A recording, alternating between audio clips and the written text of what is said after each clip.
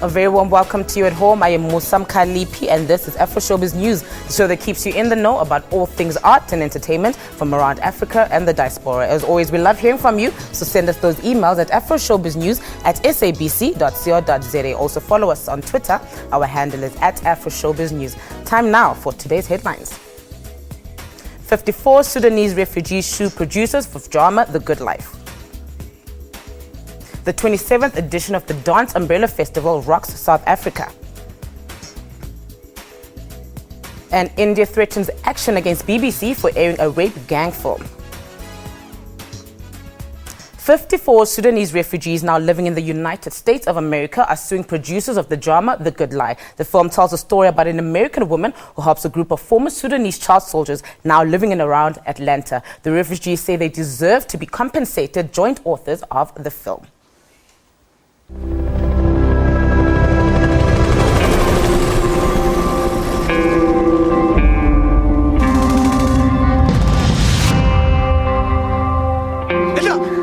The refugees who are part of the Foundation for Lost Boys and Girls of Sudan are based in Atlanta.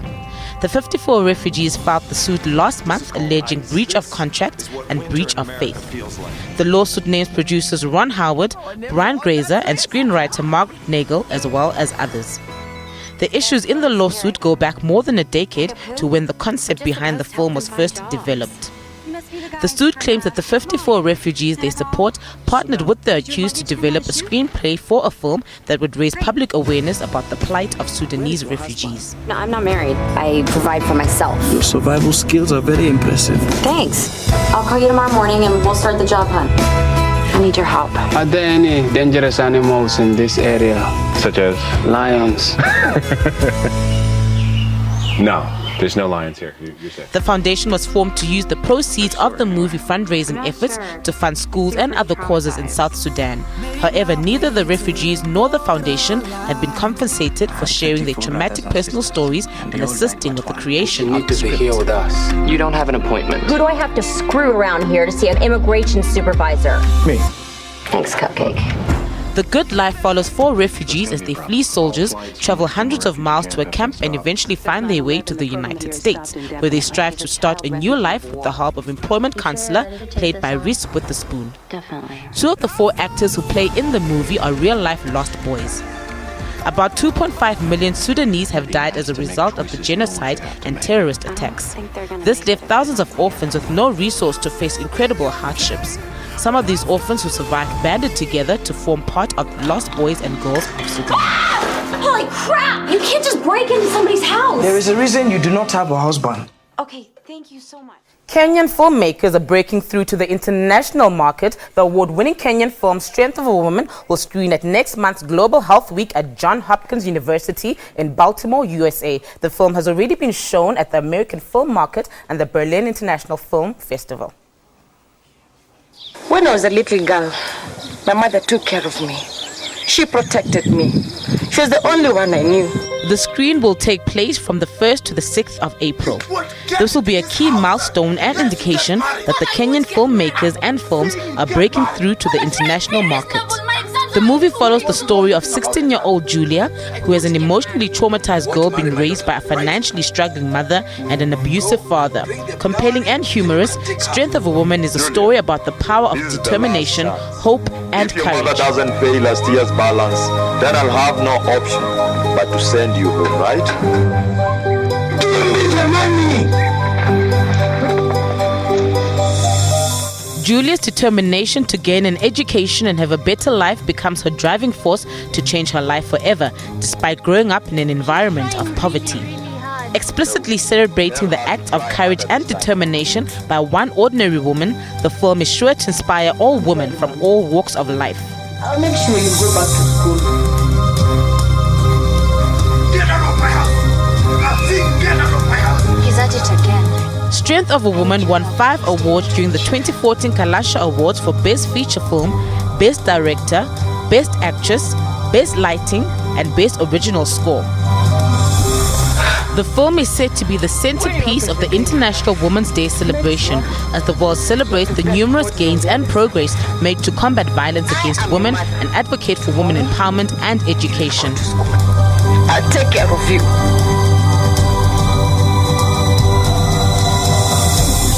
heard. That's not right. What could it mean? It's a bad sign. No stripes, no rain. And when a Still on films breaking into the international scene, Kumba, the second animated feature film from Triggerfish, has had over 1 million admissions in China, where it was released on the 31st of December 2014.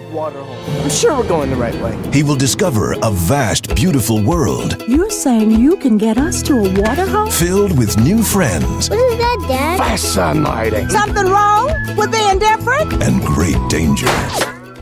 The film entered the top 10 at number 5, grossing over $6 million to date and outperforming US animated film The Nut Job, which was released the previous week. Creators of the film are currently working on a Christmas special based on the popular children's book Stick Man by Julia Donaldson and XL Safer, and has a number of original properties in development. Zebra crossing. To find feather duster. I'm not a cleaning implement. You're mocking me because I'm flightless. No creature gazes upon the wings of doom. We're just here to see the Black Eagle. India is threatening to take necessary action against the British Broadcast Corporation for airing a gang rape documentary. The country's Interior Minister Rajnath Singh says the broadcaster has breached the condition of airing the film. She accuses the maker of the film of violating permission conditions by not showing the complete unedited footage to jail officials. The film, titled India's Daughter, tells a story about a 23-year-old girl who was raped on a moving bus in 2012. She died 13 days after her attack. The documentary was made by a British filmmaker, Leslie Udwin. It has been banned in India over concerns over derogatory comments made by one of the rapists and the violation of guidelines set for filmmakers. It features conversations with death row convict Mukesh Singh, who along with 5 others raped and tortured a 23-year-old woman. This sparked nationwide protest and forcing India to toughen anti-rape laws. Minister Rajnath Singh says the documentary will not be aired in India. So we are going to take action under the law, whatever is required to further ensure that this documentary, particularly the part which transgresses the law, is not screened. Sir, लेकिन internet पर तो already आ चुकी है. Delhi Police Commissioner B.S. Base says action will be taken if any objectionable content was found in the documentary. Meanwhile, Indian women activist Jahmat Sangwan hails the news channel's decision to air the documentary. It's a welcoming step that the BBC has shown the film, and in the context of India, we want to say that without seeing even a movie, banning it is highly objectionable, and we demand action and FIR against the advocates who were on TV and who were inciting violence against women. The spokesperson says it provided a revealing insight into a horrific crime that sent shockwaves around the world and led to protests across India, demanding changes in attitudes towards women. The men were sentenced to death for the crime, but their execution was later stayed on appeal by the Supreme Court. One of the defendants hanged himself in prison, while another, who was under 18 at the time, got 3 years in juvenile detention. Let's go for a quick ad break. Stay tuned.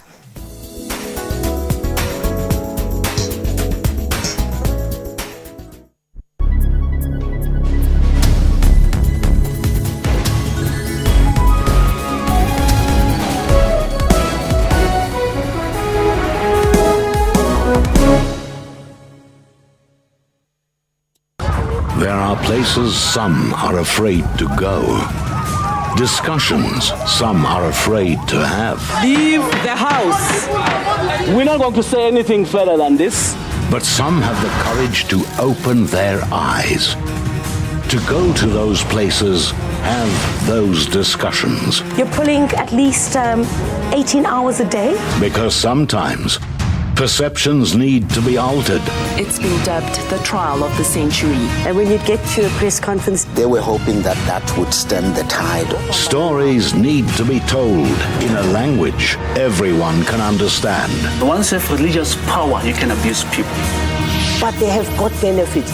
Free marijuana. I can only hope that you media, you hear these things. Everything you might have been afraid to ask, but need to know. SABC Current Affairs.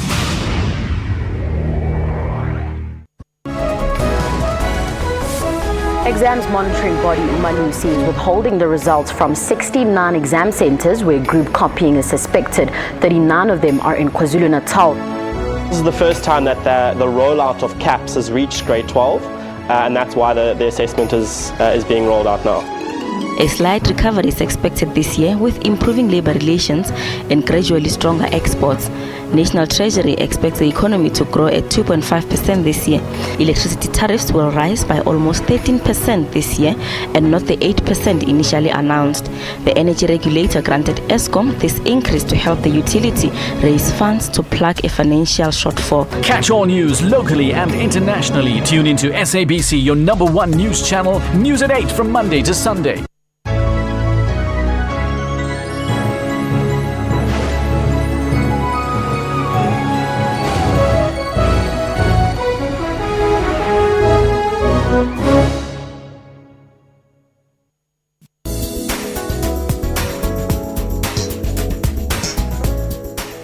And welcome back. Today in studio, we're joined by Dalia Maubane, who is a freelance multimedia designer and photographer. Her current exhibition is titled Woza Sisi and is currently on at the Market Photo Workshop in Johannesburg. Hello, Dalia. Hi, how are Thank you? you so much for coming. Thank you so much for having me. No, you're most welcome. Yeah. Now, Dalia, tell us a bit about what your exhibition is about. So the exhibition photo series called Woza Sisi. It looks at street hairstylists, women street hairstylists. So in Johannesburg CBD. And this time around, I focused in the trading zone, Garrick Street Market. So just looking at the way, like how the ladies shape themselves, how they position themselves within the space and the interaction with the space and the environment, yeah. Now, what motivated you to take that line of photography? Oh, documentary. Yeah. I don't know. It's nice to tell stories, I guess. No, not I guess. It is nice to take stories. So what interested me is like while walking around town, you know, like you'd see like there's a lot of them. And I thought, wow, this has a potential to actually expose them. Because what I'm trying to do is, because you know how Joburg is really busy, you know, and they're there. I'm trying to like zoom in and just like market them and promote them as well. Now, Woza Sisi focuses on women and not men. Why did you specifically, decide to focus on women as opposed to both genders? Because I'm a woman photographer. I mean, nice to tell. So I think I relate more to like females. So I mean, it's something that's close to my heart. So why males? There's a lot of stories about males. Let's focus on them. And I mean, the women, I've found out how powerful they are. You know, they're very hardworking. You can imagine. Some of them are like breadwinners. And yeah, it's stuff that it really inspired me. Yeah. All right. And then generally, other than that, what else inspires you or motivates you to carry on and do what you do? Oh, it's a lot. I think I've set goals for myself. You know, I'm as every other photographer or artist, you know, you want to aspire to be internationally renowned. So I think that's what pushes me. And I think also with my parents, you know, they've put me through school and like been very lenient. Instead of academics, I chose to do arts. So it's just trying to not prove myself, but like just say that actually, you know what, I'm going to try my best and not just try, but like excel as well. Yeah. Now, Dalia, where else, do you intend to maybe take this exhibition? Do you want to take it elsewhere? Yeah, well, it's like I said, it's an ongoing photo series. So, I mean, this is the second time I was doing it. At first I started, it was in 2012. So, I mean, what I'm trying to do now is explore other cities. So, I mean, I'm from Mafikeng, so I'd like to actually see how different it is or how similar the body of work would be. So, documenting like direct translation, so it's not Woza Sisi, it's Tlaya OC, you know, they're still there. So I'd like to explore that, different cities. All right, and now generally with your work, what, message are you trying to send across to people that see your work? Wow, message really, I just document what I see. So, I mean, it's a very, with women stories, it's, what am I trying to say? So it's trying to explore. It's such a difficult question. All right, maybe I can just ask you. What can we expect? To see from you in the near future? Near future, wow, there's so much to do. So, I mean, I'm not just a photographer, I'm a multimedia designer. So with this concept, Woza Sisi, I'm trying to build it as a brand. So what I've started doing as well is create business cards for the women. So I mean, trying to market them. So a lot of them don't have them. So with the business cards, the photograph of them at the in the front and at the back, it's their details. So it's just a thing of saying thank you for participating in my project. So I mean, a lot of them, their business cards are done. So they're like, no, you should print us more. So and a lot of people have bought interest. Well, the women's street hairstylists have bought interest into the idea of business cards. So I think that's another angle to explore. All right, Dahlia, thank you so much for joining us on the show. Yes. Wish you all the best with your exhibition. Thank you very much. You're most welcome. Yes. The Limpopo province wrapped up its week-long Marula Festival with world-class jazz performances, left Palabora with tunes that will echo until the festival returns next year. The rest of South Africa journeyed to the Marula-filled province to celebrate in absolute style at the 10th annual Marula Festival. Drums, guitar, trombone and the piano. These were the instruments that made sweet melodies that summed up the week-long Marula Festival that brought lovers of jazz music across South Africa to Palabora in the Limpopo province. The Limpopo province continued to recognize the importance of the Marula fruit to the economic development of the province and the country through the festival. We started this festival in 2006 when we realized that this province has an abundance of Marula fruit, and which at the time it was underutilized because people were just using it for ordinary things. And we realized that there is a potential that we can grow the economy of the province through that fruit. And that's when we came with this initiative. The 10th annual festival was nothing short of celebrations as South Africa's A-list jazz artists kept the crowd on their feet all night long. Oliver Mtukuzi, Jonas Gwangwa and Thandiso Mazwai were part of the star-studded lineup for the evening. Truly home, and the response, the chemistry between me and the audience was just wonderful. For all the young talent, when they come to a festival like this, it's a platform to showcase who they are. They should give their best when they perform in front of such a large crowd. Amongst the special guests who made their appearance on the evening was Deputy Minister of Arts and Culture Rejoice Mabudafasi. The Deputy Minister highlighted the cultural aspect that serves as a backdrop of the Marula Festival. This festival, we watched it growing, and its growth, it means economic growth, it means jobs, it means above all bring us back to our culture. It reminds us of our culture because you know the Marula trees are an indigenous trees that bring the fruit that reminds us of our culture. As the night drew to a close, Thandiso Mazwai concluded the festival on a high note. The crowd remained united in music, singing along to every song. I've been attending it every year. This year has been the best. It's been well organized. And if you check, the whole of Palabora is fully booked, Sanin is fully booked, so it means that people know about it and they are more interested and they are willing to make it the most in terms of experiencing more and all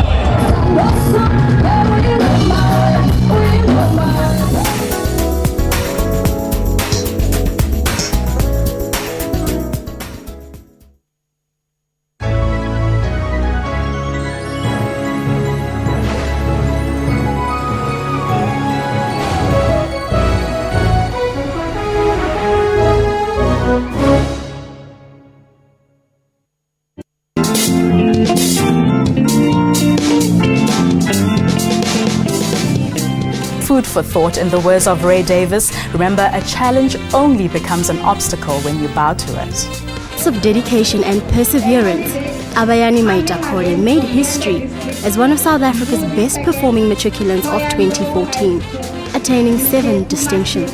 I believe that nothing should stand in your way if you see yourself in the future doing something great. So I just carried on and I never gave up. Though the circumstances I faced were challenging, I love challenges, so I was like, yeah man, bring it on, I can do it. Join me, Refiwe Muiba, on Bophelong, your show about those who take on and conquer life's challenges, every Saturday at 17:30.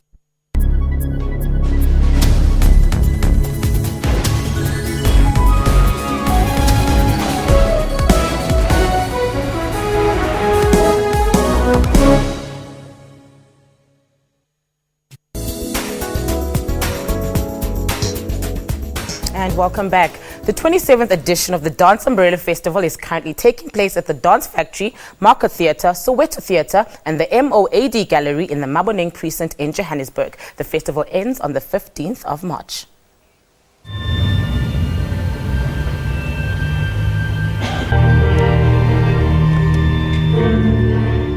The format of the Dance Umbrella has been artistically restructured to try and open the spaces and opportunities for dance creators who are interested in working within a contemporary context, focusing on different dance programs. So far, the attendance it's very good. A lot of people are now coming in because there's a new program which was introduced. It is called the Street Beat, where it includes spiritual, hip hop, mostly the dance styles that we find in the local townships. So they've given them a platform where they can showcase what they have done from their own studios.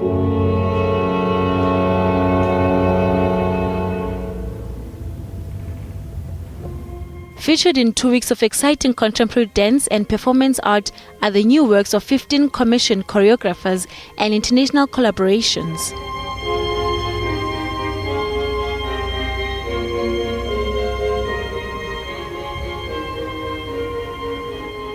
The piece we made was premiered last night. It's a collaboration between myself and Sunny Boy, and I think it's something that's very South African and very different as well. It's very movement-based, physical. It's been great to be here and work with Sunny Boy and the dancers from here.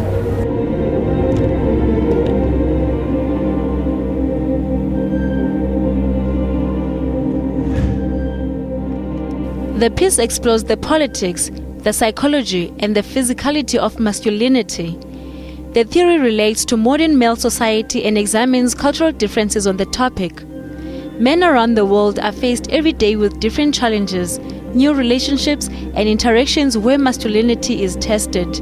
It explores such experiences. This piece was a response to a very difficult piece to create and to research, which was a collaboration between myself and another theatre company in Sweden. And out of that came this kind of response that we just wanted to move and maybe just talk about emotions that are not easily articulated.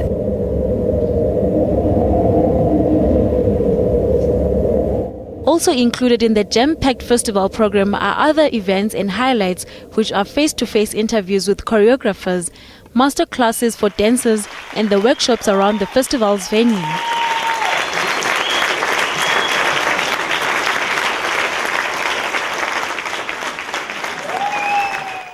So today we are joined in studio by Georgina Thompson, who is the Artistic Director of Dance Umbrella. This year the festival is celebrating 27 years since its inception. Georgina, welcome to Afroshowbiz News. Thank you. Thank you so much for coming. Now, is there a specific theme for this year's Umbrella? There's no specific theme, but what we have done is we've highlighted female choreographers. Mm-hmm. If you look at the whole program, you will see that most of the works created are by female choreographers, mm-hmm.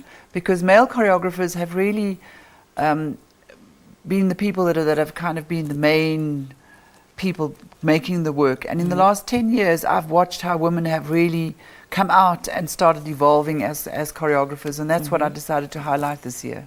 All right, now this is its 27th year. How has it grown, and what does it maybe mean for the Umbrella? Well, it's quite an achievement because, funding is always a little bit difficult. Mm-hmm. We were very lucky to have a funder for the first 19 years of the festival that funded us. Mm-hmm. And since then, we've had to find funding year by year. Mm-hmm. This year, we're very lucky we have the National Lottery on board, who's mm-hmm. our main sponsor, the main funder.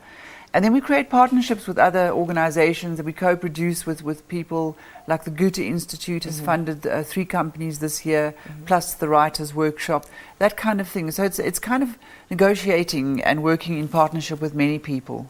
All right, and about the dancers that are taking part, how do you source them? Where do you find your dancers? Well, we invite applications. Mm-hmm. We send out application forms around about June, July.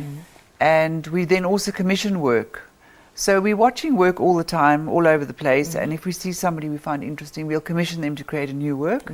Plus, it's open to people entering work. So it works on both levels. All right, now, like we said earlier on, it's been happening for 27 years. How have you managed to maybe sustain it and, keep it going? Working very hard. And creating partnerships and changing it. And most importantly, working with the dance industry, the way they want to work. Where do they want to go? How do they want their work to be shown? So it's been quite a collaborative process.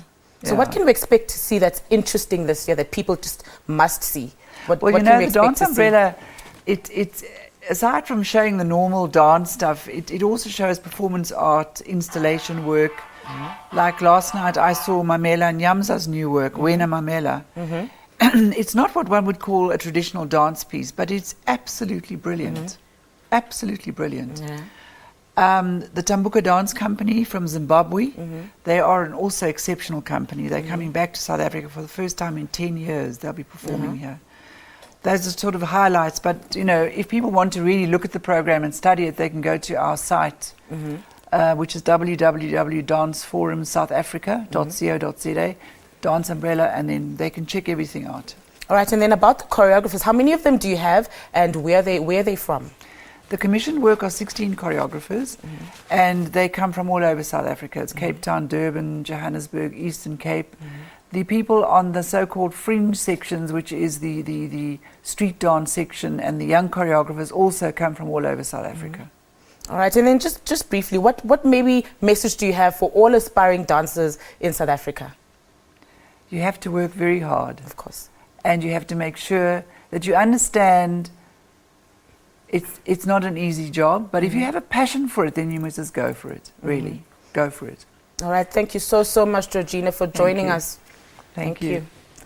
Now, we have now come to the end of our show, but be sure to catch the repeats every Sunday at 2 a.m. and again at 1:30 p.m. Now, from me and the rest of the Afroshowbiz news teammates, thank you and goodbye.